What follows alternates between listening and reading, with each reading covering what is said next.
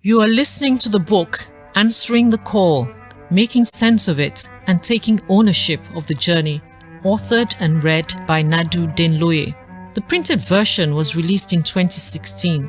To quote the writer of the foreword, this book is about the profound life experiences of a child of God as she seeks to become the best that the Creator intended her to be. The proceeds of the book go towards 6 ministries the Nadu Denloye Trust has been supporting.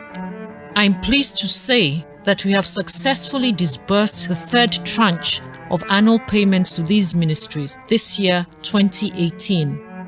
With your support, I hope to be able to sustain this giving for as long as I can. I've made this audio recording of the book, read by me, to further encourage your gift or donation to the Trust. Gifts, donations of any amount will be kindly welcome and can be paid directly to SITL/the Nadu Denloye Trust, Stanbic IBTC Bank, account number 001-698-9514. Please feel free to share this audio recording widely, and thank you so much for your support. Part 1, Chapter 3. An underlying order.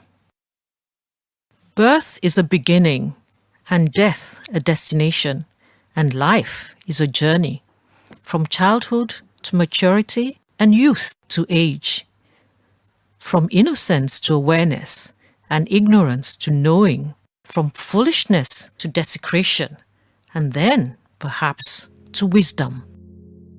So begins Rabbi Alvin I. Fine's poem, Life is a Journey. Certainly, that life is a journey seems to be a universally accepted metaphor for human existence. While we all traverse this journey in ways different and personal to each of us, research has shown that there's a common backdrop in the progression of our lives. There's an underlying order underpinning all human existence. The unique individual emerges from this universal human as he journeys through life. Again, we see the master designer at work. He sets order in his design.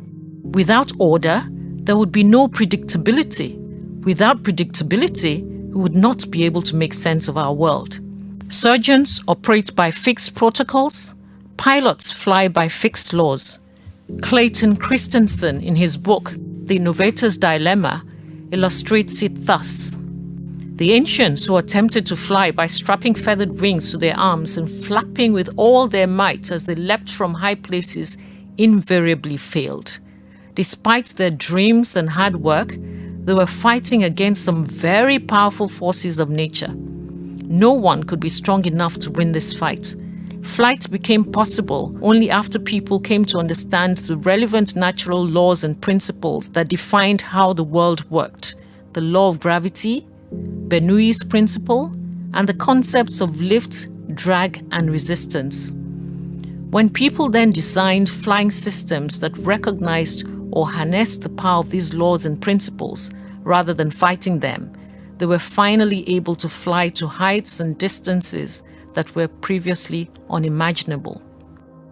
The existence of this universal order in the human life cycle is expounded in research done by psychologists like Carl Jung, Erik Erikson, and Daniel Levinson. They have shown that there's a basic human developmental pattern, that there are general development principles that operate to produce our uniquely individual lives. A process and a progression. Research in the field of human psychosocial development has identified a series of very predictable life stages human beings typically go through in their journeys through life. These are age-linked sequence of eras. For the purpose of this discuss, I will draw on Daniel Levinson's categorizations in his book, The Seasons of a Man's Life. He describes 4 broad areas, each lasting roughly 25 years, with an overlap or transition period of 4 to 5 years. These are pre-adult era, age 0 to 22, early adulthood, age 17 to 45, middle adulthood, age 40 to 65, and late adulthood, age 60 and beyond. While the actual ages may vary considerably from one era to another, the ages are said to be appropriate for the majority of people. Levinson's original work was on men, but from subsequent research, he surmised that women go through the same sequence of eras as men at the same ages. These correspond with stages of personal growth. In every stage, developing is a process, and each stage is itself a preparation for the next. As we pass from one stage to the next, often with some difficulty in the periods of transition, we are said to learn and mature in the process. The pre-adult era, defined as covering childhood, adolescence, and the early adult transition, is a time one ordinarily lives within the family or equivalent social unit. The family provides protection, socialization, and support of growth. While it is a time of extraordinary growth, it is said to be only a prelude to adult living. Its result is an immature and still vulnerable individual making his entry into the adult world. Early adulthood is the second era of the life cycle. Levinson says that it begins at 17 or 18 and ends at about 45. It is ushered in by the early adult transition and is terminated by the midlife transition, which links it to middle adulthood. Early adulthood is characterized by its fullness of energy, capability, and potential, as well as external pressure. It is the time of producing and raising children, maintaining a marriage and family, of giving one's labor to the economy and to the welfare of one's constituency. Over its course, a man normally moves from being a novice adult through a series of intermediate steps to the point where he can assume a more senior position in work, family, and community. While early adulthood can produce qualities of strength, quickness, endurance, and output, middle adulthood is a season when other qualities can ripen: wisdom, judiciousness, magnanimity, unsentimental compassion, and breadth of perspective. Middle adulthood is ushered in by a highly defined transition starting in the late 30s and continuing for several years. Although a man's bodily and mental powers are somewhat diminished after 40, they are ordinarily still ample for an active, full life throughout middle adulthood. It is said that if the issues of the midlife transition are acknowledged and addressed successfully, middle adulthood can be one of the most productive of all stages. If we don't get through this stage successfully, we can become self-absorbed and stagnate. Nicholas W. Weiler and Stephen C. Schoonover, in their précis of adult life stages in their book, Your Soul at Work, describe middle adulthood as the time of our greatest possible contributions to others and society. We are usually at the peak of our mature abilities here. Here, we can be less driven, less ego-centered, less compelled to compete with and impress others. Instead, we can focus on what really matters to us, on developing younger people, on community with others, on leaving some personal legacy that really makes things better for people, and on accomplishing values that our maturity and greater spirituality tell us have the most true meaning in the overall scheme of life. According to Levison, the Spanish philosopher José Ortega y Gasset's conception of generations in the history of society and in the life cycle identifies the age 45 to 60 as the dominant generation, which has the main burdens and satisfaction of senior leadership and authority. Thus, middle adulthood is when we can expect to be in charge. Indeed, Erik Erikson is said to have felt that much of life is preparing for the middle adulthood stage and that the last stage is recovering from it. The last stage, late adulthood, begins in the early 60s when middle adulthood normally comes to an end. While the nature of life is altered fundamentally in this era as a result of biological, psychological, and social changes, it is acknowledged as a distinctive and fulfilling season of life. Weiler and Schoonover tag this era spiritual denouement. This period of life, they say, is the stage of tying things up, of completing the design of what we want to become, of finalizing our growth and assessing, fine-tuning the persons we have made of ourselves. This stage can go on for many years. It can be hopeful or cynical, depending on how realistically, humbly, and effectively we have resolved the issues faced in the earlier stages. Here, we come to grips with the ultimate limitations of life, ourselves, and mortality. We can look hopefully and unflinchingly at the ultimate meaning of our life and the life of others in the larger context. We do the best we can to pass whatever wisdom we have gained on to others. We accept others for what they are, seeing them as growing like we are and part of humankind's diversity. Our sense of community continually expands as we prepare for survival of the spirit beyond our mortality. Life, then, is a natural progression through these eras, a challenging and a thrilling process of becoming. In his article celebrating Nelson Mandela at 90, Richard Stengel wrote, "Ultimately, the key to understanding Mandela is those 27 years in prison. The man who walked onto Robben Island in 1964 was emotional, headstrong, and easily stung. The man who emerged was balanced and disciplined. He is not and never has been introspective. I often asked him how the man who emerged from prison differed from the willful young man who had entered it.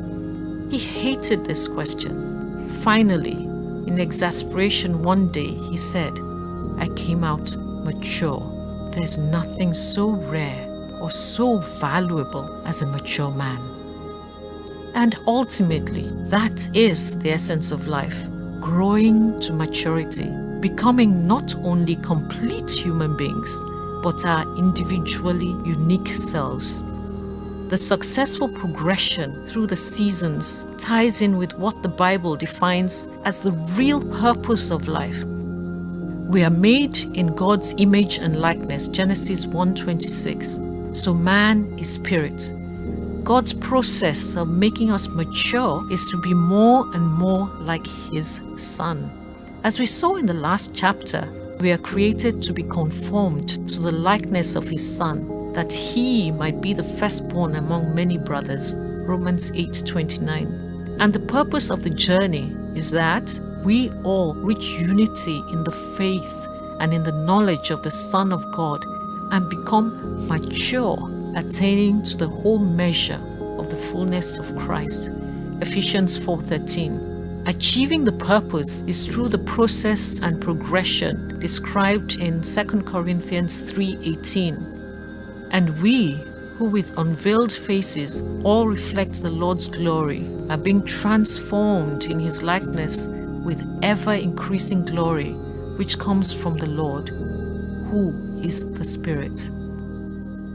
God has so planned our lives that different aspects of the process take place at certain times, but all towards the one singular end game. Our God of order tells us in Ecclesiastes 3:1 that to everything there's a season and a time to every purpose under the heaven. Thus, every season has its own time. Each season is important in its own right. It has its place and contribution to the total character of life. Youth is a time of vigor, but there's folly that comes with being a youth. It can be a time of considerable angst as one makes provisional decisions in trying to make sense of the world. The progression through the seasons is aptly portrayed in several passages in the Bible. When I was a child, I talked like a child. I thought like a child. I reasoned like a child. When I became a man, I put the ways of childhood behind me. 1 Corinthians 13:11. The glory of young men is their strength. Proverbs 20:29. It is good for a man to bear the yoke while he is young. Lamentations 3:27. Do not remember the sins of my youth and my rebellious ways. Psalm 25:7. Growing older is a continuation of the journey. Aging is inevitable, but it is not just decay. The purpose is to increase our learning and give us new, more mature insights. So, even though our outward man is perishing, yet the inward man is being renewed day by day. 2 Corinthians 4:16. Marie von Ebner-Eschenberg, an Austrian writer noted for her psychological novels, said, "In youth we learn, in age we understand." And there's a Jewish proverb that says, "For the ignorant, old age is winter. For the learned, it is a harvest." Again, this is aptly illustrated in the following scriptures. Is not wisdom found among the aged? Does not long life bring understanding?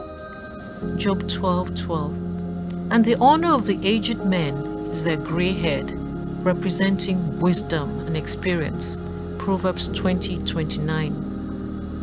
That the aged men be sober, brave, temperate, sound in faith, in charity, in patience. The aged women likewise, that they be in behavior as becometh holiness, teachers of good things.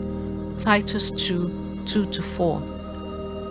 Gray hair is a crown of splendor. It is attained in the way of righteousness. Proverbs 16:31. God unveils our destiny to us over time and gives us an opportunity to fulfill it. In His plan for our lives, He has planted all that we need within us for the journey from beginning of time. But then, spiritual maturity is neither automatic nor guaranteed. We cannot participate in the divine nature if we do not take what He has freely given. We can resist it or postpone it or give our life to other things and end up missing our time and chance. God's laws and principles are His consistent ways of running His world. He extends His sense of order into our human existence, bringing us to the knowledge of His purpose for our lives through a process and a progression in the human life cycle. To listen and download this audiobook for free, please go to soundcloud.com or youtube.com and search for Answering the Call. If you would like to make further inquiries about this audio recording or the ebook or print versions of the book, kindly send an email to answeringthecallaudio@gmail.com.